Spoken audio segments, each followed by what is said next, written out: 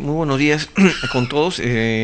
Vamos a conversar el día de hoy sobre el manejo quirúrgico de los tejidos duros, ¿no? Aquí vamos a incluir o vamos a conversar sobre todos los tratamientos quirúrgicos en cirugía oral que tienen como objetivo reducir o remodelar el reborde alveolar o alguna parte del hueso, de los huesos maxilares, con fines principalmente protésicos.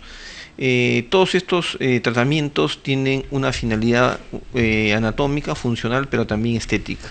Se entiende por estética todo aquel estudio, toda aquella valoración de un cuerpo, de un objeto, en este caso de una persona o de una parte de una persona, en la cual nosotros realizamos algún procedimiento tomando en cuenta algunas medidas o proporciones, ¿no? Cuando nosotros hablamos que estas medidas o proporciones son armónicas, estamos hablando de estética.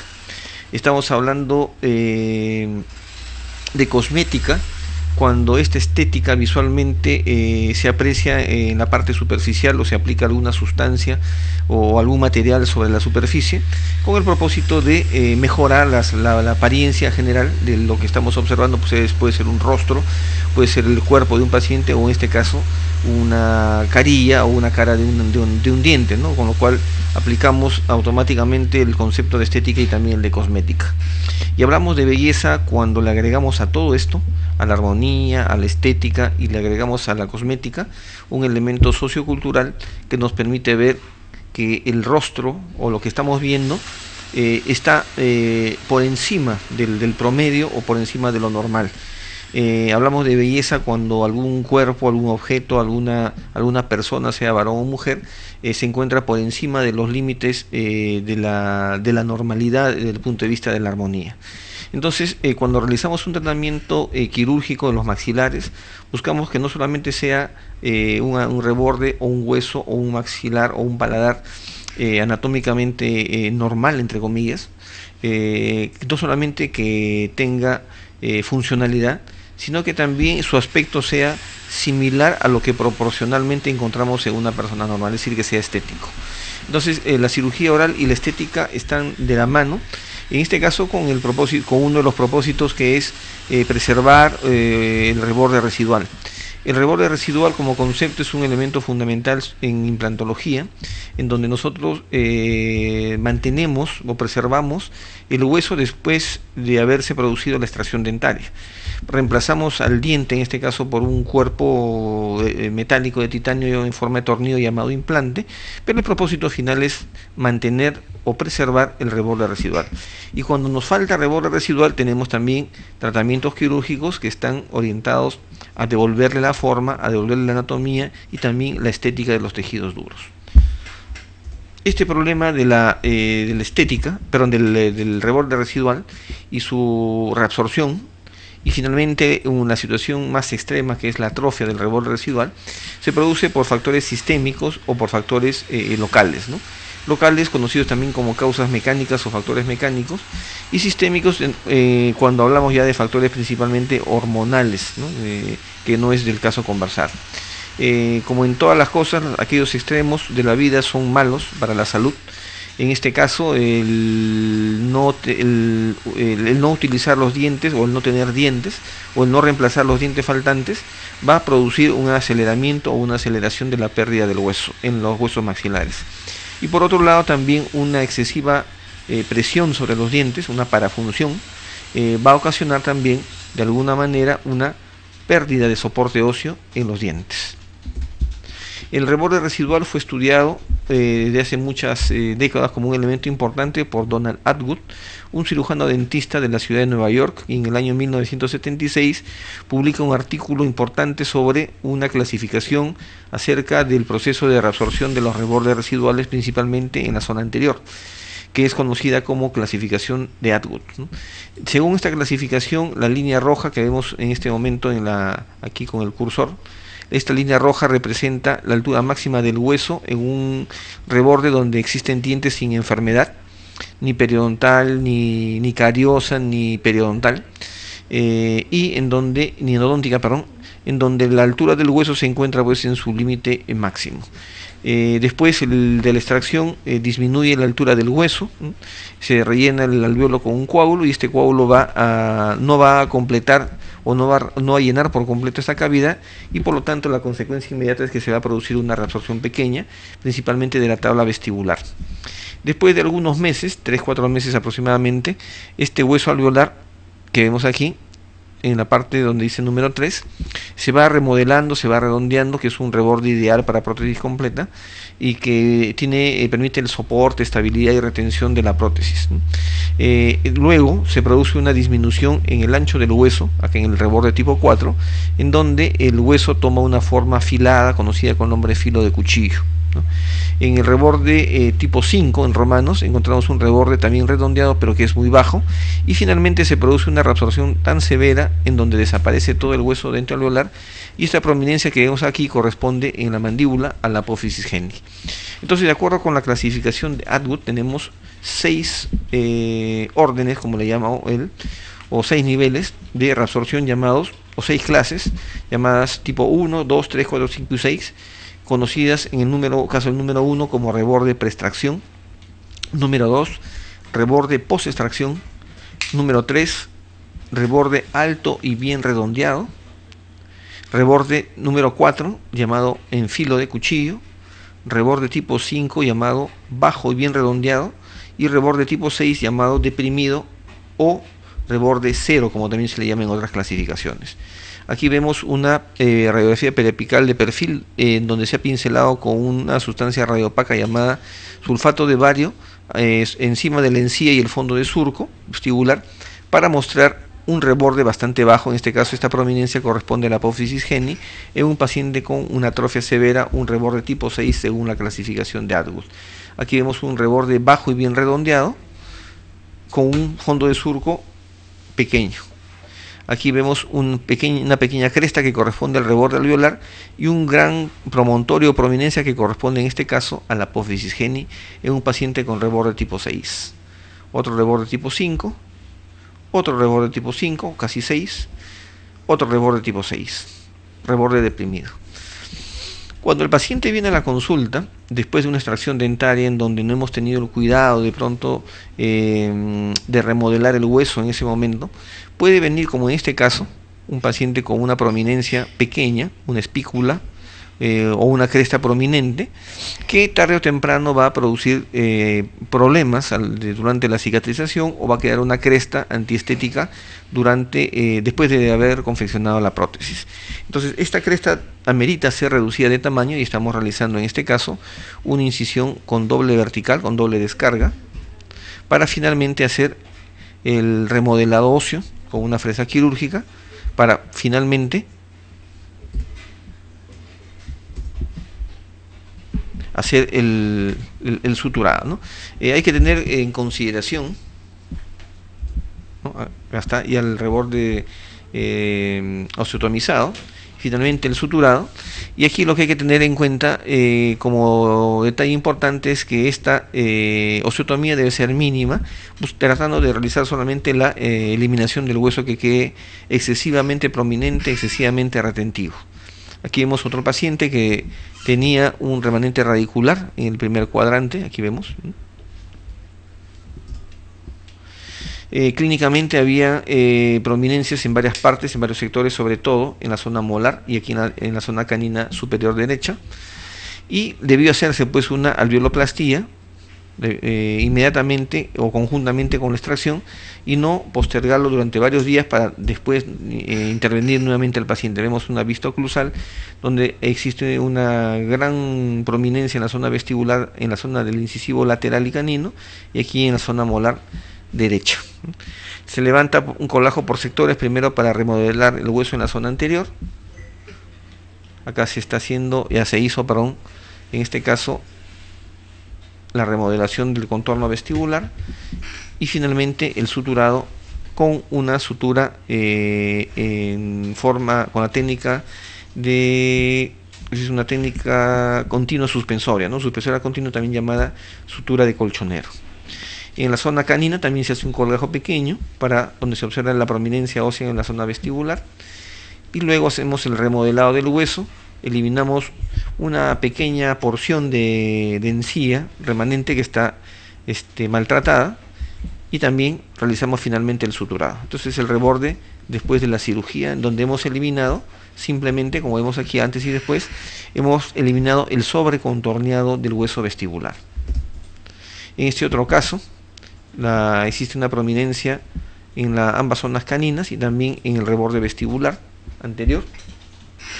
Aquí está levantándose el colgajo, es demasiado retentivo este reborde, y finalmente con una fresa eliminamos simplemente el exceso, ¿no? Acá sobre todo en la zona molar, en la zona canina un poco y en la zona molar de otro tanto, para lograr un resultado más armónico, más estético, y después procedemos al suturado con seda, también con la técnica de sutura continua o sutura de colchonero, ¿no? Entonces vemos el antes y el después. En otras circunstancias, como en este caso por ejemplo, observamos que los dientes, ante la ausencia de los dientes ante los superiores, ante la ausencia o el desgaste excesivo de los inferiores, han sufrido una proyección más allá del plano oclusal, ¿no? Lo que ha ocurrido aquí en este caso es una extrusión del hueso dentoalveolar conjuntamente con los dientes, por lo cual el tratamiento correcto, ideal, sería en todo caso una cirugía ortognática para reposicionar toda la maxila. Sin embargo, lo que se hizo, en este caso por cuestión de decisión del paciente, es proceder al retiro de las piezas dentarias y una osteotomía. El fundamento de este procedimiento, de esta patología, se basa en que al no existir, en este caso, una compensación, un desgaste compensatorio de los proporcional entre los dientes inferiores y superiores, todo el desgaste de los dientes se ha producido a expensas de los dientes inferiores, con lo cual, de haber realizado, en este caso, un tratamiento de endodoncia, un recorte de las raíces de los dientes, etcétera, hubiésemos tenido que recortar la raíz a la mitad y eso no hubiera sido posible, ¿no? Entonces acá hemos levantado el colgajo y vemos la línea de corte de la osteotomía. Significa que todo este bloque maravilloso vamos a tener que eliminarlo para obtener finalmente un reborde mucho más armónico e iniciar cuanto antes el tratamiento protésico, ¿no? Que vemos la diferencia antes y después, ¿no? de realizar la cirugía. Mientras la alveoloplastía es la remodelación del hueso alveolar o el hueso dentoalveolar, la tuberoplastía es más bien la remodelación de la tuberosidad, pero no en su contorno vestibular, sino en su porción basal, como vamos a ver en un par de casos más adelante. Acá vemos una prominencia excesiva, una tuberosidad demasiado retentiva en la zona molar posterior. Se hace un colgajo vestibular, se decola, y aquí estamos viendo claramente cómo existe un sobrecontorneo, una prominencia demasiado grande de la tabla vestibular, y lo que hemos realizado es una ostectomía. Hemos retirado un fragmento de hueso en esta zona para inmediatamente fracturar esta tabla vestibular en tallo verde, como vemos acá con un cincel. Separamos en tallo verde en la tabla vestibular y luego la unimos, ¿no? la aproximamos a la zona donde se ha retirado el fragmento óseo. Vamos a retroceder para ver en este caso nuevamente la técnica. Ahí está la prominencia. Hemos retirado una franja de hueso, fracturamos la tabla vestibular y finalmente aproximamos el segmento vestibular para finalmente hacer el suturado. Vemos cómo se ha reducido el volumen sin reducir, sin tocar para nada el contorno vestibular, es decir, no le hemos quitado para nada la retención, sino hemos eliminado el exceso de prominencia de la tuberosidad, ¿no? Entonces vemos todavía hay un poco de inflamación, pero ha disminuido significativamente ese contorno. En este caso ha ocurrido una extrusión del hueso dentoalveolar de la parte inferior, pero también una extrusión del hueso dentoalveolar de la zona de la tuberosidad. El problema final es que el paciente no puede recibir un tratamiento de prótesis parcial removible, porque no existe espacio ni siquiera para la placa base. En este caso, como el contorno vestibular es correcto, es adecuado, es adecuado, el problema se concentra en la altura, de tal manera que hemos procedido a hacer un colgajo vestibular, el decolado, hemos realizado una ostectomía en sentido vertical, hemos eliminado, como se ve acá, una franja ósea de tejido blando, y finalmente hemos procedido a hacer el suturado, ¿no? Acá está el suturado final. El resultado antes y después es evidente, en donde ahora ya existe un espacio suficiente para confeccionar una prótesis dental, una PPR, en este caso de extremo libre. El caso del torus, ¿no? Intentamos por torus una prominencia ósea no patológica, no tumoral, en la cual por un exceso de función, por una parafunción, se produce una prominencia también en la zona media del paladar, llamada torus palatino, o una prominencia en la línea miloidea, conocida como el nombre de torus lingual o torus mandibular, y en algunos casos también una prominencia sobre el reborde dentoalveolar vestibular, llamado torus vestibular. El paladar, para entenderlo claramente, es una bóveda similar a una bóveda similar al de una nave o una bóveda de una iglesia, en la cual las fuerzas, cuando son excesivas en la base, tienden a diseminarse o a disiparse en la parte más profunda o más alta de la bóveda. Ese principio arquitectónico evita que las bóvedas o los techos abovedados se fracturen, se rompan por partes, sino cuando se pierde, se fractura o se rompen por completo. En el caso del torus, la bóveda palatina está soportada en el hueso que viene que se continúa de los huesos dentoalveolares palatinos, y que termina en una concavidad llamada bóveda palatina, y esta bóveda palatina concentra o disipa las fuerzas excesivas que provienen de la masticación del producto del contacto de los dientes posteriores, superiores con el antagonista. El exceso de fuerza es transmitido a través de la bóveda palatina hacia la parte más alta, hacia el rafe medio, en donde las fuerzas excesivas, en este caso las fuerzas producidas por la parafunción, se concentran, sirven de estímulo adicional para el hueso de la línea media y se produce el torus palatino. El torus palatino entonces resulta como consecuencia de una parafunción, en donde la bóveda palatina actúa como una arbotante, ¿no? Con B labial. Las arbotantes son zonas de mayor condensación ósea que justamente sirven para disipar las fuerzas y evitar la fractura de los huesos cuando reciben una fuerza, en este caso una fuerza masticatoria excesiva. Aquí vemos un caso de torus palatino. En este otro caso observamos claramente una pequeña prominencia en la línea media, y la tomografía nos muestra el engrosamiento del paladar en dicha zona, ¿no? Aquí vemos, la flecha indica el torus palatino, y el torus palatino, como el torus vestibular y el torus mandibular, solamente son operables cuando producen alteraciones estéticas, deformidades estéticas, o cuando impiden la preparación, confección o uso de una prótesis parcial removible completa, ¿no? En este caso observamos también un pequeño torus en la línea media. Después de la operación, mediante una incisión en forma de arco, y en este caso observamos un torus palatino inmenso, ¿no? Acá vemos el torus palatino en la línea media, un torus vestibular también en la zona vestibular, de la zona canina, así como en la zona acá vemos en la zona de la tuberosidad, ¿no? Después de la cirugía hemos recortado el hueso de la parte palatina, una etapa posterior donde se produjo una necrosis del colgajo de la zona palatina y se está remodelando progresivamente. Aquí vemos en este caso un torus mandibular, que es más común, suele ser bilateral, y el tratamiento quirúrgico consiste en hacer un colgajo y luego solamente una osteotomía hasta regularizar el reborde y quitarle esa prominencia excesiva, como vemos en este caso, ¿no? Y después hacemos el suturado.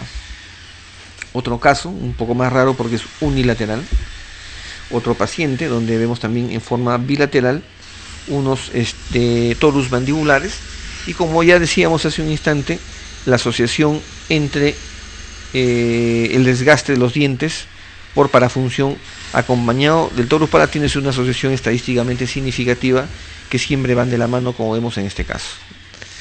Hemos levantado un colgajo del mismo paciente, hacemos un remodelado del contorno lingual, y este es el postoperatorio inmediato. Después de algunos días vemos la cicatrización en ambos lados, ya desapareció. Si retrocedemos en este caso a la zona inicial, vean la prominencia ósea bilateral, y aquí en el postoperatorio cómo quedó finalmente nuestro paciente, antes de pasar a la etapa de rehabilitación. Aquí vemos una dama con un desarrollo vertical excesivo, un crecimiento excesivo de la maxila, pero que en este caso se acompaña de parafunción y por supuesto de torus vestibular. ¿No? Vemos el contorno aquí del torus vestibular, una incisión en forma según la técnica de Wasmund, y estamos iniciando la osteotomía, en este caso con una fresa con poca capacidad de corte, porque no queremos eliminar grandes cantidades de hueso, y la parte final donde hemos eliminado el exceso del contorno óseo, ¿no? Vemos que en este caso se observa aquí un extremado grado de corticalización, ¿no? Suturado, y en el otro lado, en el lado izquierdo, hacemos un colajo más bajo a nivel cervical, porque la prominencia llega o proviene de la eminencia canina en sí. Ahí vemos el aumento de volumen en esta zona, ¿no? El remodelado, suturado. Suturado derecho, suturado izquierdo. Aquí vemos otro caso en el cual se observa claramente unas espículas, pero unas prominencias en la zona vestibular, y este es el postoperatorio inmediato. Entonces, el tratamiento del torus vestibular, del torus lingual y el torus palatino solamente consiste en la ostectomía con una fresa quirúrgica o una fresa de diamante, si acaso fuese en la zona vestibular, ¿no? Aquí vemos otro paciente que tiene torus vestibular en la maxila y torus lingual o torus mandibular en la mandíbula.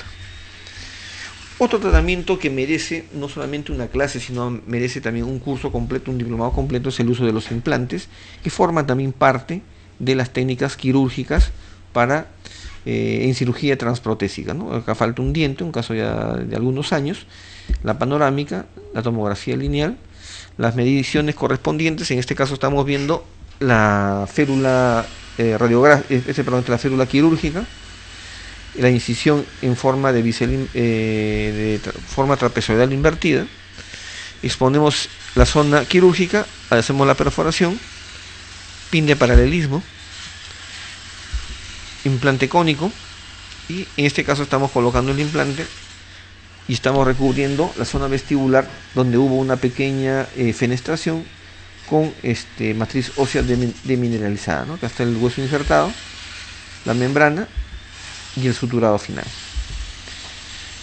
Para terminar, otra técnica quirúrgica utilizada también en el reborde óseo es el aumento de reborde alveolar, y en este caso observamos claramente el uso del tornillo de fijación de los injertos en esta técnica conocida con el nombre de técnica aumento de reborde con injerto en bloque, ¿no? Este injerto en bloque se sustenta en el principio siguiente. El tornillo que hemos observado aquí anteriormente sirve como fijación para mantener estable este fragmento, y todo tejido que está fijo puede cicatrizar sin ningún problema. Esta técnica está indicada en cualquier tipo de atrofia de reborde, principalmente en rebordes tipo 4, 5 y 6, sea para un tratamiento de prótesis parcial, prótesis fija, prótesis completa, como también prótesis sobre implantes, ¿no? Algunos de los materiales utilizados históricamente, actualmente utilizamos mejor como gold standard el injerto de bloque de la zona del mentón, ¿no? Aquí vemos un caso de una atrofia severa de la maxila, donde el hueso dentro alveolar literalmente ha desaparecido casi por completo. Fíjense, aquí en esta zona solamente existe el piso de la fosa nasal. Esta atrofia severa del reborde se debe a que esta paciente no utilizaba su prótesis parcial removible en la parte inferior, solamente arriba, la prótesis completa, lo que producía un exceso de fuerzas en la zona de la premaxila y una reabsorción tremenda, ¿no? Vemos en este caso la falsa apariencia de un exceso de tejido blando, aparentemente una hiperplasia, pero se dan cuenta ustedes que solamente es un aumento de volumen del tejido, es un exceso del tejido de color rosado, ¿no? Vamos a la zona del mentón, hacemos una incisión lineal, obtenemos el injerto del mentón del lado derecho y del lado izquierdo, ¿no? Que es el lado derecho, aquí es izquierdo y derecho, y fijamos este hueso en la zona superior en manera de sándwich con dos tornillos.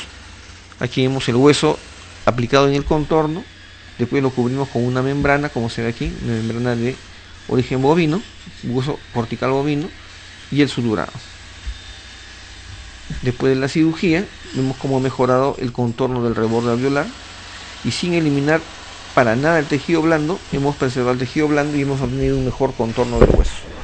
En este caso vemos la radiografía periapical postoperatoria, donde se aprecian los tornillos colocados, y aquí el resultado antes y después de la cirugía, ¿no? Este es un caso extremo en donde ha habido una pérdida vertical y horizontal del hueso próximo a un odontoma que se encontraba en esa zona. se extirpó el odontoma, pero quedó un tremendo defecto. Aquí está el colgajo de la zona vestibular y oclusal, injerto del lado derecho, y estamos fijándolo con 2 tornillos. Hacia el otro lado estamos colocando una malla de titanio para proteger el hueso que hemos injertado. Después una membrana absorbible de colágeno para terminar haciendo la sutura de este colgajo trapezoidal invertido proveniente de la zona vestibular. Y finalmente una técnica que se utiliza para el levantamiento del seno maxilar cuando, como en este caso, vemos una pérdida o una atrofia severa del hueso del seno maxilar. Como esta paciente se le va a preparar para colocarle implantes, es necesario aumentar el hueso en esa zona. Aquí vemos claramente cómo existe una excesiva convexidad de la tabla vestibular, lo que muestra que no se trata en este caso del hueso vestibular de la zona alveolar, sino que se trata de la pared externa del seno maxilar. Levantamos el colgajo, hacemos una osteotomía en forma cuadrangular, hay muchas técnicas, y habrá otra oportunidad para conversar sobre este tema. Se fractura en tallo verde el hueso de la tabla vestibular, se hace un decolado perfecto de la mucosa pituitaria que protege el seno maxilar, y el hueso de la tabla vestibular se convierte en el nuevo piso del seno maxilar. El resto del espacio es cubierto o rellenado con hueso liofilizado. Finalmente colocamos una membrana absorbible para terminar haciendo el suturado con un material de Vicryl número 5 ceros. En conclusión, las técnicas quirúrgicas en los tejidos duros en general se fundamentan en la preservación o la recuperación del hueso del reborde residual en los maxilares. Existe un sinnúmero de biomateriales que han permitido mejorar las técnicas y mejorar el pronóstico a corto, mediano y largo plazo.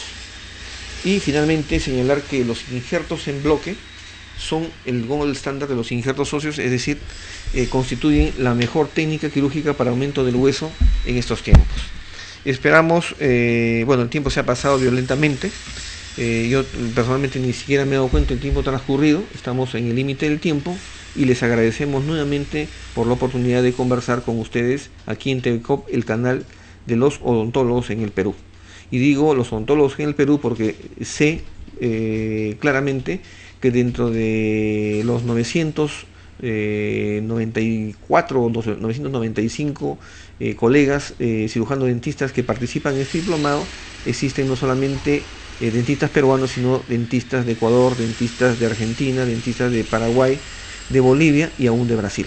A todos ustedes que tengan muy buenos días y muchas gracias.